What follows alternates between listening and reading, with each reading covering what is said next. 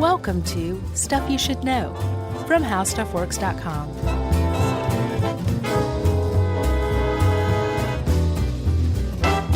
Hola, and welcome to the podcast. I'm Josh Clark. There's Charles W. Chuck Bryan. There's Jerry over there. And this is Stuff You Should Know, the Poor Attempts at Spanish edition. And yet another drug cast. Mm-hmm. Covering all the drugs, everybody. One by one. And this one is ayahuasca. We'll have to do one just specifically on DMT sometime, too. All right. Because it's the DMT is the base of ayahuasca, but it's different. I mean, there's other stuff going on with ayahuasca that DMT doesn't have. And Spoiler alert. DMT is its own thing for sure, from what I can tell. Yeah. Okay. So it's agreed then, Chuck. Yeah, but you just ruined this whole episode. Oh, sorry. Well, let's go back to the beginning then. Yeah, ayahuasca. It has a bunch of different names, and this is something I didn't know. Because I'm a dummy. I didn't know anything about ayahuasca except to use it as jokes. It's been sort of a running punchline. Okay. Like, you have to forgive me, I'm on ayahuasca, that kind of thing. I gotcha. But I thought that was the name of like a plant, and it was one plant called that's what I thought. ayahuasca. Right. That's sort what of I like thought. what's the other plant? Corn. Yeah, just sort of like corn. No, the one that the Doors took mescaline? Yeah, mescaline. Yeah, but that's not the plant. What's the plant? Is mescaline the plant too? No, what? Peyote. Peyote, that's right. But that's the mescaline buttons on a peyote plant. Right, which we haven't covered yet. We should do one on peyote. Bam. Another drug cast coming at you. But ayahuasca is not the name of a plant. No. It is actually a concoction made from a couple of different plants. Yeah. And originally it was just one plant, actually, known as the vine of death. Yeah, are we going to pronounce these? Well, let's see what we can do. Okay. You did the time-wasting throat clear. I know that move. It's stalling. So if you go and drink ayahuasca today, you're probably getting one that's a combination of a plant called Psychotria viridis. Mm-hmm. I think I got that. And a vine known as Banisteriopsis caapi, C-A-A-P-I. So Psychotria viridis and Banisteriopsis. Man, there's a lot of letters in that one. Yeah, but if it's pronounced like it looks. Yeah, though. Banisteriopsis. You got it. All right. Caapi. Right. And that one, the second one, the caapi is the vine, correct? Mm-hmm. That's the OG ayahuasca ingredient. Right. The vine of death. And this is, I guess we haven't even really said, we've danced around it. It is a drug concoction that they have been taking since who knows when, but since before Europeans arrived in the New World. Sure. A long, long time in South America. Yeah, and specifically they think it may have originated among the Napo-Runa tribe in Ecuador. Right. But it's spread throughout the Amazon basin. And today, if you are a well-to-do tech worker who makes your way down to South America, you're probably going to go to Peru to check out your ayahuasca trip. Yeah, this became a thing, weirdly, in Silicon Valley. If you were a young, rich entrepreneur in Silicon Valley that has a couple of hit apps on your hand, it became a thing to throw on your hoodie and travel to South America to take part in an ayahuasca ceremony. Yep. And I'm not sure. I mean, I guess I know what happens is one dude does that and then says, "Bro, you got to do this." Right. A late night conversation at Burning Man opens the floodgates. Absolutely. That's how it went down. And then before you know it, it's a thing. Right. There's some kids in Silicon Valley being like, wait a minute, are they making fun of us right now? Yeah. And then they feel that hood that they've never even put over their head itching their neck. And they're like, oh, stupid stereotypes being true. Oh, man. At any rate, ayahuasca. Yes. So it did start out as a traditional thing, but there's the whole popularity that grew among Westerners traveling down to South America for whatever reason. I'm sure for vision quests, for fun, a drug they hadn't tried yet. Who cares? There's a lot of reasons that people travel down to South America to partake in this. Certainly most of them not nefarious or dumb. Probably a lot of the reasons were great. But the influx of Westerners and Western money has radically altered ayahuasca and the ceremonies and rites and the people who perform ayahuasca ceremonies just over the last 10 or so years, dramatically. Yeah, one might even say that the Western white man has ruined the whole thing. I think it's been commercialized, but that there are still very much the original or the real deal is protected in many ways by the people who are like, yeah, you guys go drink it over there. We've got our thing going on over here. Yeah.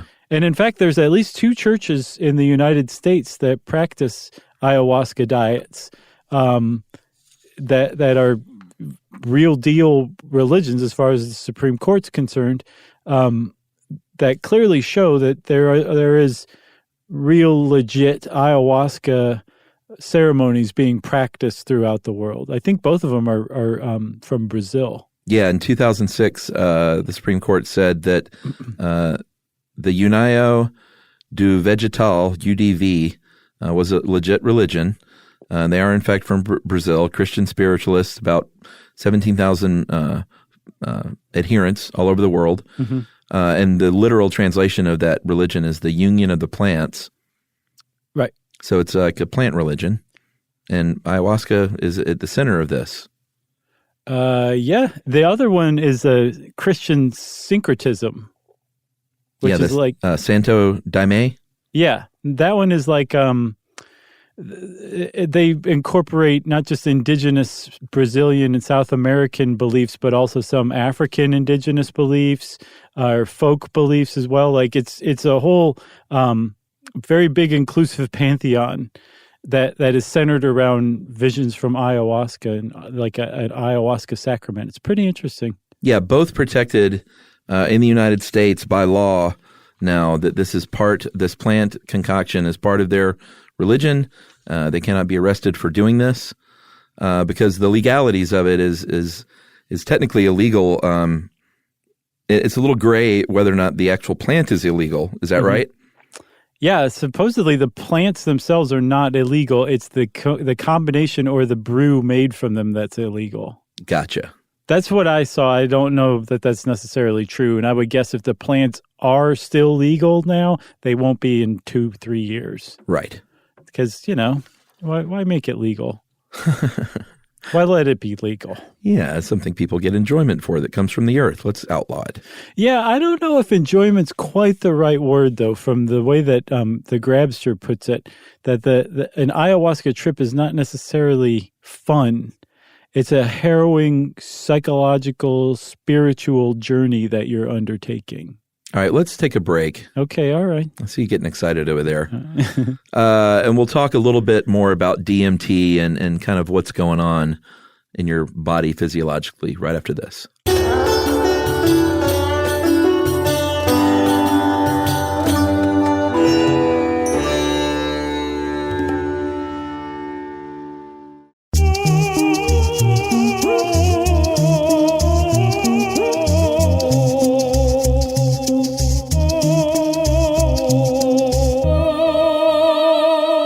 All right, so DMT, which you mentioned at the onset, the one part of this concoction, the P. viridis, contains DMT. You going to pronounce that?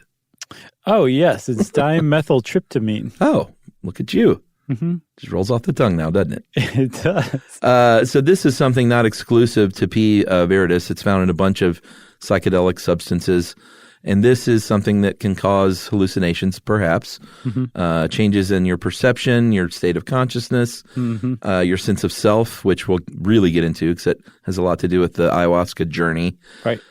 However, if you just eat the DMT, it's not going to have this kind of effect on you because there's an enzyme called monoamine oxidase, Mm-hmm. and that's going to break it down in your digestive system before it gets absorbed. So you have to combine it with this copy vine, which prevents the uptake of it. Yeah, the copy vine has an alkaloid called a harmala alkaloid, and harmalines are psychotropic in of themselves, which is why the copy vine alone used to just be ayahuasca. But the fact that it prevents the monoamine oxidase to break down the DMT, it allows your body to absorb it, and all of a sudden you're tripping balls. Although I hear it's not all of a sudden. I think it takes a good 30 minutes to come on, and then it takes like a supplementary boost an hour or so later to really bring on like the kind of transcendent experience that people are looking for when they take ayahuasca. Yeah, for sure. So you've got the DMT being absorbed. That's the 1-2 punch, right? Mm-hmm. You've got the DMT itself, and then you've got the plant that allows the DMT to be absorbed. And when you put those two things together, the P. viridis and the B. copy, that's the ayahuasca that you read about in Vice. That's what they're talking about. Yeah, and these, this is administered by a shaman, someone who ideally is a shaman that knows what they're doing. And sometimes there are other plants that are brewed in there as well, but not always. And sometimes it's brewed separately and then combined later. Sometimes it all depends on which shaman you go to, of what the ritual is like. Sometimes you're included as part of it. Sometimes it's like a thick liquid tea. Sometimes it's a paste. Mm-hmm. It's been described, no matter what it is, it seems like around the horn, everybody says it tastes awful. So awful that you can very easily throw up, which is something that's pretty common with an ayahuasca experience. I didn't get that from the taste though.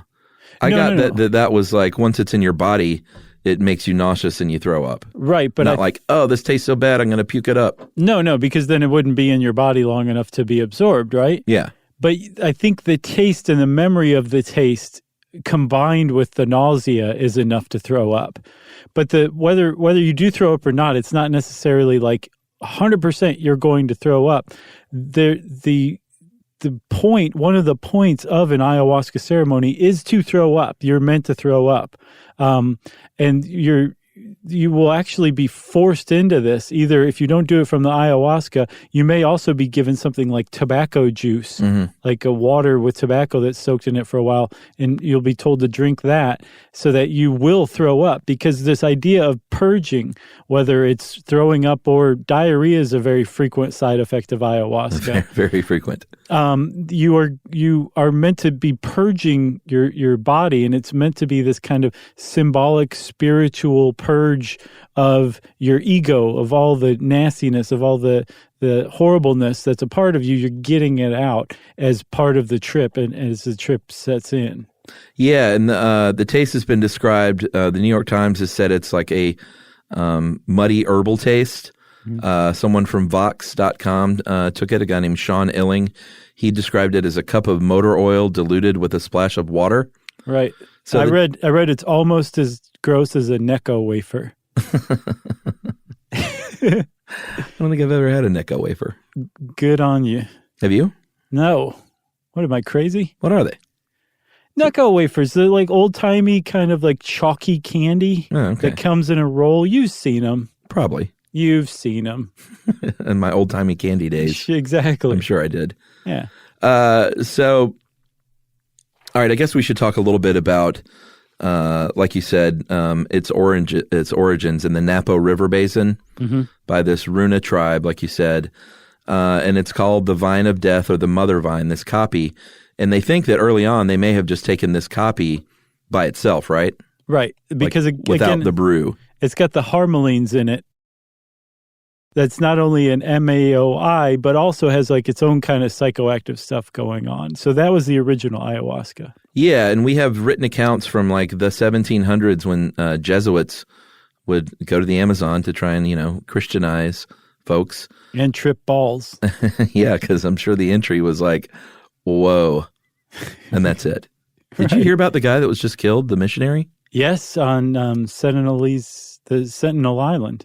Yeah, he It was like something from a movie. He went at first, and a child shot an arrow through a Bible that he was holding, apparently. I hadn't heard about that. Yeah, because he went back a few times and was like journaling about it, and said he basically like held up his Bible. It's like something from a movie, and an arrow was shot through it. I'm like, dude, if that is not like, if you believe in God, that's a sign from God.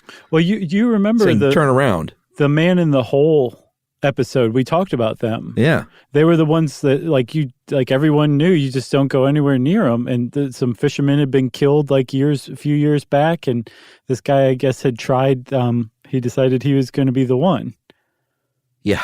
I don't actually know enough about the story, but he clearly was trying to gain access to them. Yeah. He was trying to spread the word of Jesus and paid, you're not supposed, it's illegal, I think, to even trespass there. Yeah. But he paid people sort of under the table to take him there. And they did so. And those people were arrested. And his family is saying, you need to let these people go because he like really wanted to do this. I see. It's very interesting. Yeah, it is. It's crazy. But I just like, that sounds like something you would make up from a movie, like shooting an arrow through the Bible that you're holding up. Right, exactly. You know? So we got a little sidetracked, but we were talking about the Jesuits like having this on record in the 1700s, right? When they went and they were like, "Hey, there's something going down here that's very interesting." Yeah, and even William S. Burroughs wrote the Yahe letters in 1963, and it was about his experience with the ayahuasca vine. And apparently, the practitioners at the time knew well into the 20th century that you could combine it with the P. viridis vine and have a completely different experience. But that wasn't necessarily the point. That was like an optional ceremony you could perform. But the most widespread and traditional ceremony was just the vine of death, right?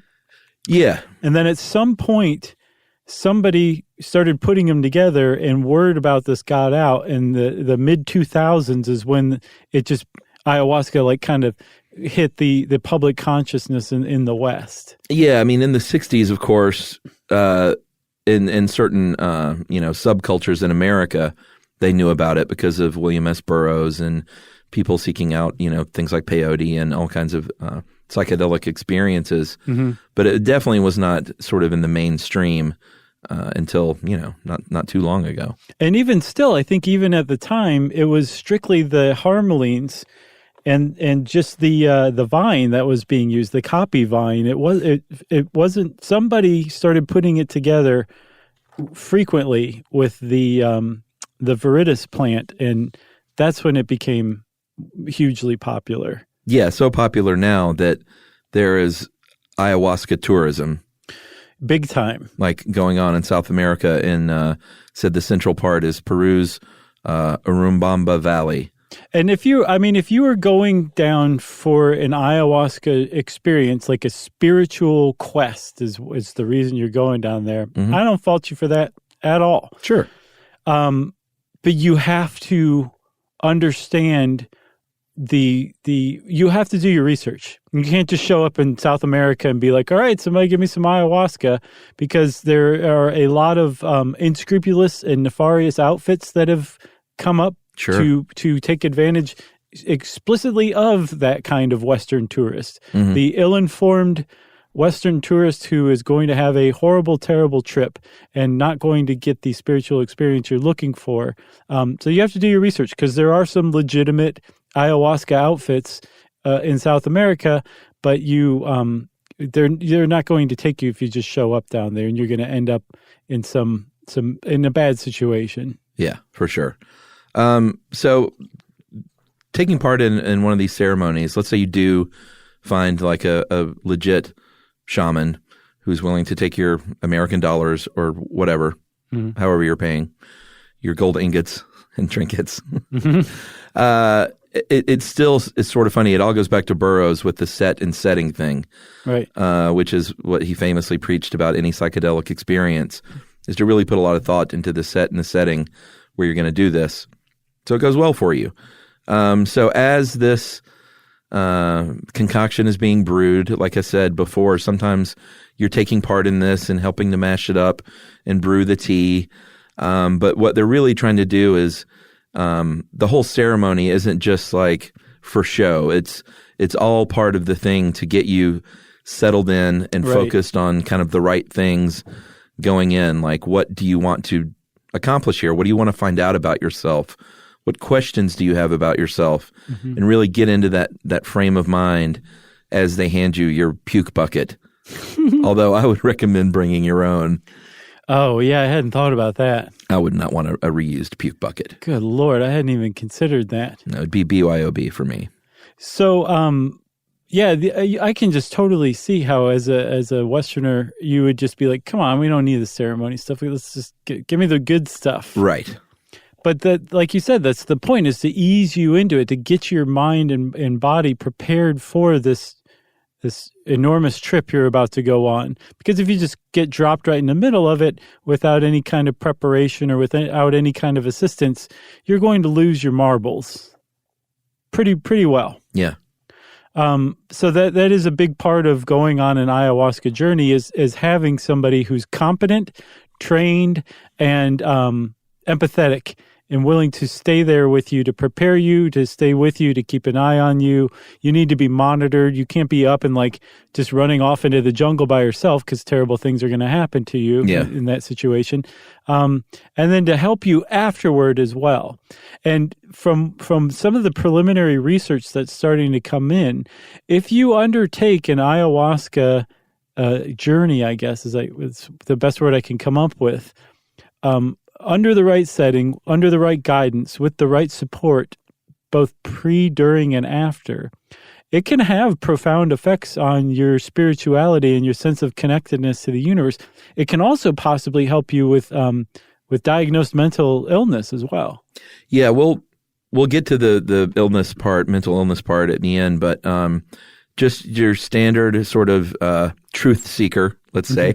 Okay. It's very much tied into what in ideal conditions in the 60s and 70s with the LSD, well, I guess beyond, but the LSD experience, in that there was a lot of talk in the 60s about the ego. And every, hip musician in the United States talked about stripping away the ego, from Brian Wilson to the Mamas and the Papas to, Neil Young, is stripping away that ego of yourself, basically, which means kind of getting outside yourself to the point where you're not looking at the world around you and how it affects you, but there is no you. There is no. It's a loss of self that's so profound that you can only see the world and people around you as they exist in reality. It's a pretty sort of deep, trippy thing to try and describe in words on a podcast. But I think that's sort of the general thing is washing that ego down to where it's not around anymore, and you get a true sense of the world around you. Right. Maybe for the first time. Yeah. The ego in and of itself isn't a bad thing. They think that it developed among animals as that's your sense of self-awareness. That's the thing that leads you to want to preserve your own life, to get away from danger, to realize that you can die because there is a you, right? It's a very basic thing. The problem is in humans, as we've evolved, our ego has also evolved, and it can get to a point where it's unhealthy. It's kind of toxic. It can help you develop bad relationships. People don't want to be around you. It can also affect your self-esteem if your ego's underdeveloped. There's a lot of problems that can go wrong with the ego. And so a lot of people who prescribe psychedelics to deal with that kind of thing say psychedelics strip away the ego. And now that we've gotten to the point where we are advanced enough as a civilization that we can give people acid and put them in an MRI machine, the Wonder machine, and watch what happens, we've shown that, yes, it seems like the areas that are responsible for generating the ego, they get kind of turned off while you're under the influence of psychedelics, and it allows you to connect, to see outside of yourself, to see that you are connected with all of this other stuff. So this whole ego depletion or ego stripping, it's a major component of not just ayahuasca, but all psychedelics. But it's a big reason why people undertake ayahuasca journeys again. I love it every time you say that. But get this, there was something I hadn't realized before, Chuck. So that from those MRI studies, they found that there's something called the default mode network, which is the thing that keeps your body humming and it's the part of your brain that's going while you're not thinking, right? And they found that when the default mode network is suppressed and your frontal cortex is activated, that's when it seems that your ego is at the least. It's when your ego's turned off and you're free to connect with the universe or whatever, right? Yeah. Well, that default mode network is a very primitive part of our brain. It's a very primitive system of our brain. And it kind of suggests in a way that the loss of ego is something that we may eventually evolve to. Oh, wow. Isn't that cool? Yeah. Because if your frontal cortex is what's being activated and your default mode network is inactivated, that's like your ancient brain and your evolved brain. One's activated and one's suppressed, and your ego's gone. That says to me, like, well, yeah, if we keep evolving a frontal cortex, I wonder if we'll lose our ego at some point, or at least it'll be radically altered. Interesting. I thought so too. Yeah. So what can happen? Like any sort of psychedelic trip, it's going to be completely singular to the person that's doing it. There is no across the board sort of sweeping statements you can make, but you strip away that ego, and anything can happen from feeling more connected to the universe or the earth, or the tree you're leaning against, or maybe the father that passed away when you were a child that you didn't have a relationship with, or the loved one that you currently have a toxic relationship with. You can feel sort of a not imaginary, but it is in your mind, but a bond in that they're not like right there in front of you. Just new understandings of relationships that may be complicated or toxic in your life. Right, exactly. Like you're seeing them in a different way because of that ego loss. Yeah.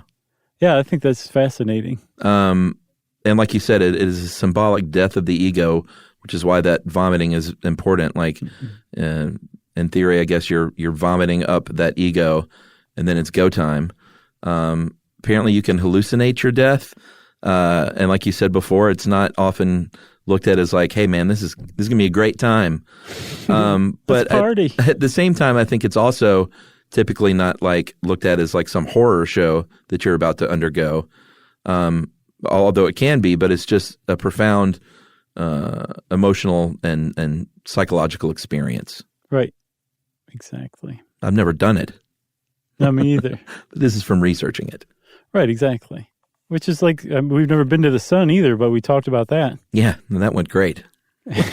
Actually, now that you mention it, should have used a different example. Let's take another break, and then we'll talk about what you kind of teased earlier with ayahuasca and how it could be used to treat addiction or PTSD or other mental illnesses right after this.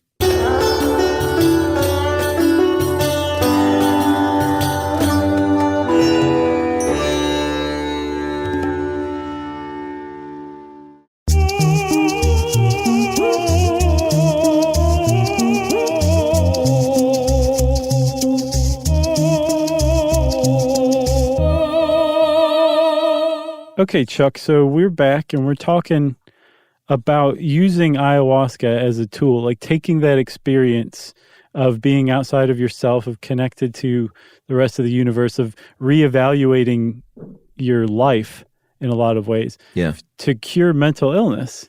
And one of the things that it's been, I guess some studies have actually shown like, no, this actually works, is to treat addiction.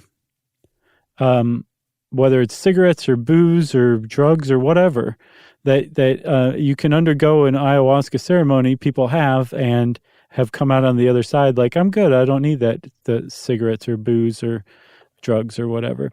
Yeah. And one of the suggestions for what's going on with this that I saw is that you are actually healing the psychic damage that's causing you to self-medicate in the first place. Right. Something probably from your past. Mm-hmm. And then so you, without that need to self-medicate, you don't have necessarily the desire to drink or smoke cigarettes or whatever that you used to, which is a different model of addiction that's kind of starting to gain a little bit of traction, but is also very controversial because it makes it sound like addiction is a choice. Right. Like you're self-medicating, you're choosing to do all those drugs and like throw your life away because of some psychic trauma. But there does seem to be a camp in medicine that is saying like, this actually might have legs. It kind of makes a lot of sense.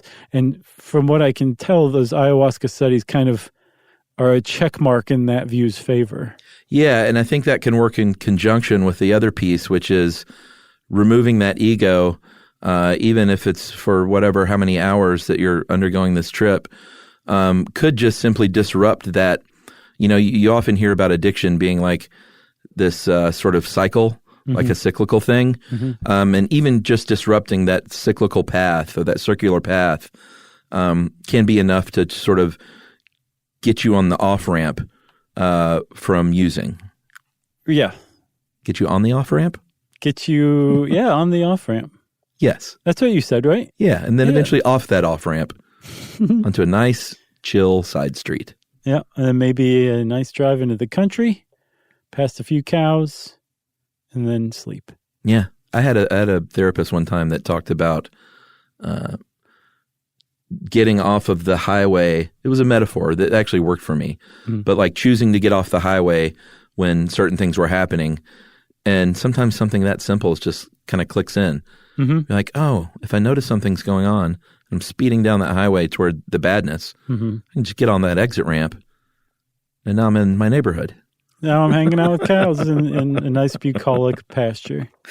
PTSD is another, specifically, I think a lot of times with military PTSD, they've been, using psychedelics more and more, and ayahuasca is no stranger to this treatment. And while it is not a magic pill, they are doing some studies on this, and it seems like, and like with all these, it's tough to get funding for these kind of studies sometimes, but it does seem like it's gaining more ground in the medical community to try out these kind of experiments. Well, they're trying like hell to get some of these studies underway in the United States, but because ayahuasca is considered a Schedule I drug, which is the worst, most nefarious drugs of all, they can't. I don't think there's been a single study in the U.S., but fortunately, they can just go down to South America and do the best they can with some of the ayahuasca centers that are down there. And again, there are some legitimate ayahuasca centers that take Western tourists for ayahuasca journeys. And some groups are going down there to partner with those centers to study people. Some of the people they're trying to study are PTSD patients.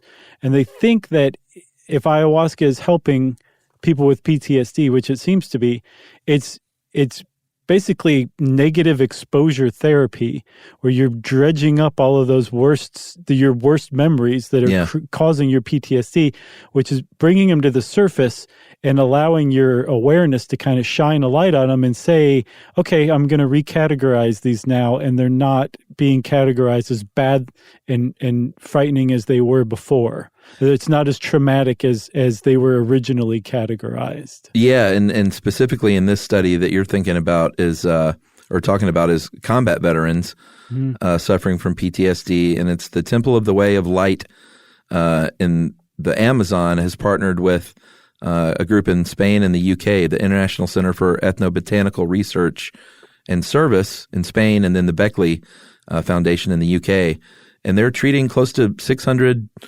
combat veterans a year, and it says it's the largest psychedelic study ever undertaken. So, oh wow, yeah, it's really interesting. Yeah, I know that they're using MDMA to treat PTSD as well. And then I can't remember the name of that one treatment, but remember you like follow a pen with your eyes while you're going over your worst memory, and it recategorizes the memories as less scary. Oh, I don't remember that one. Yeah, I can't remember what we talked about it in, but that apparently works really well too. So without the vomiting. Right. That's a big part of it though, my friend. Just bring your own bucket. Problems with ayahuasca, it is not generally toxic, and you would have to take So much ayahuasca, sort of like when we were talking about marijuana, like, is there even a lethal dose? Can you even say that? Because the lethal dose apparently for ayahuasca is 20 times what you would normally take in a typical ceremony. And as the Grabster put it, or he might have been quoting someone, but it's could anyone even choke this much of that down? Right. Like, probably not. Is that even possible? But there have been some deaths that have been related to ayahuasca. And when you dig a little deeper, you find like, oh, it wasn't actually the ayahuasca directly that caused this, but these people would not have died had they not been in South America on the ayahuasca journey, right? Yeah. That's a good way to say it. There's this one guy who died in, I believe, 2014. He was an American. No, he's British, I'm sorry, and his name was Henry Miller. And he died on the way to the hospital because he'd gone kind of non-responsive. And the ayahuasqueros, yeah, I said it, that took him to the hospital, had him on a motorcycle. He fell off the motorcycle and died of a head injury on the way to the hospital. So it wasn't the ayahuasca that killed him, but he wouldn't have been on the motorcycle in the first place had he not been on this ayahuasca trip. So the shorthand and the headlines is a man dies from ayahuasca. Yeah, there have been some other cases where like people would be having a bad trip and maybe attack someone else, and that would lead to like violence or death. Or just this year in 2018 in Peru, an 81-year-old shaman woman was shot and killed.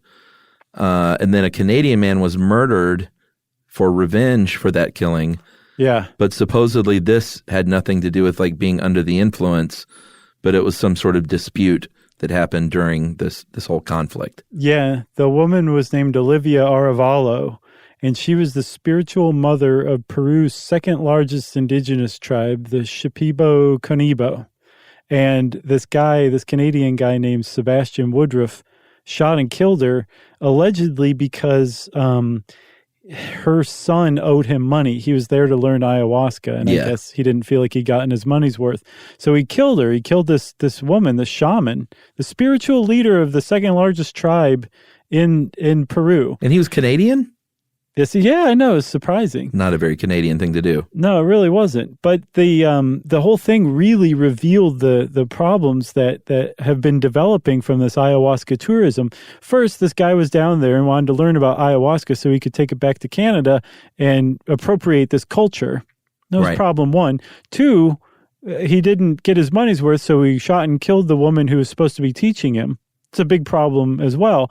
But then also between the ayahuasqueros and the practitioners who are hosting these tourists, and then the governments of the countries that they're hosting them in, there's tensions there as well.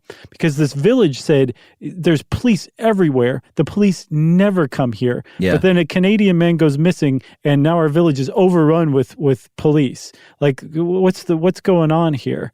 So there's a lot of tension that's being... There's a lot of simmering tension that's being heated by this Western ayahuasca tourism. And it's kind of largely in part because it's unregulated, but also because a lot of people going down there don't have respect for what they're doing. Right. And then also a lot of the people who are popping up as ayahuasqueros don't have any respect for what they're doing either. So the respect that's been given to this tradition for so many hundreds or thousands of years is being lost. And then on top of that, the ayahuasca that they're drinking is so wildly more potent than what it traditionally was all those hundreds of thousands of years. You know, the Jesuits' version of ayahuasca. That's really kind of, I think, fueling this kind of recklessness that's becoming part and parcel with ayahuasca use down in South America. Yeah, because some of these areas are poor, and so all of a sudden it becomes a hip thing for Westerners with money to come down there with cold hard cash, and then, like you said, they're appropriating their culture, so that's one strike. But then to appeal to these people, all of a sudden they're not as like, we don't want to freak people out maybe by being too traditional. So we're going to Westernize our own methods a bit. So, and let's get a website going, and then we'll be the go-to for when they come down here. So then they're undermining their own culture. And it's just sort of becoming a big mess, it sounds like. Yeah, and again, I think like if you're going down there, like whether you're Western or Asian or whoever you are, if you're going down for a vision quest, that's not what's being brought out as the fault. The fault Right. is if you're going down there because it's hip or because you just want to party or because a friend did it. Yeah. And you're not being respectful of it, then that's where the issue seems to be arising from. Yeah. Ayahuasca. You got anything else? Oh, yeah, there is one thing that we didn't cover that can happen because the copy vine is a MAO inhibitor. There's a lot of other things that can actually kill you that are pretty normal, like interactions. Mm-hmm. Yeah. You can have drug interactions with things as normal as chocolate. Yeah. Because the monoamine oxidase typically breaks these things down. And if it's being inhibited so that the ayahuasca can work its effects, if you eat chocolate, you're toast. Yeah. And one of the other things that it can do is the MAOIs prevent your serotonin from being taken up. And that's how DMT acts on the brain. It goes into where serotonin receptors normally fit and just says, let's party, right? Yeah. So with all this extra serotonin floating around, if you also happen to be on an SSRI, a serotonin reuptake inhibitor, you've got too much serotonin, you can go into what's called serotonin shock. This is where the diarrhea comes in. That's one of the symptoms of serotonin shock, but that's one of the mild symptoms. You can also have seizures. Your heart can also stop, and you can die from having too much serotonin flooding your brain. So that is a direct way you can die from ayahuasca, but it's not from the hallucinogen the aspect of it. It's from the MAOI. So when they show up from the Silicon Valley, and they say they're translating, and they're like, "Hey, bro, he wants to know if you've had anything in your body," and then you're like, "No, just my Celexa and a wolf down a Toblerone on the way over. I'm good. Right. Let's do this. Yeah. We'll skip the ceremony. Just let me drink that stuff." Right. You mash the shaman's face out of your way. Like, get out of here. Just give me that. Now I know why we haven't been selling tickets in Seattle so much. Oh, no. Seattle we love. That's not Silicon Valley. Oh, that's right. I love San Francisco, too. We love all people. We love all of you, everybody. We love all potential ticket buyers. Our egos are down in the pits. Yes. If you want to know more about ayahuasca, man, do some research. There's a lot of it out there, so do it. And since I said that, it's time for listener mail. Yeah, I'm going to call this short and sweet, but we did get an answer to something. Remember in the Fire Twux episode, you could not remember that game. Mm-hmm. And we got everything from Sim City to... Civilization? Yeah, none of them were right. But our friend, our new pal, Mike Mangoba, says this. Guys, I just listened to the Fire Twux episode.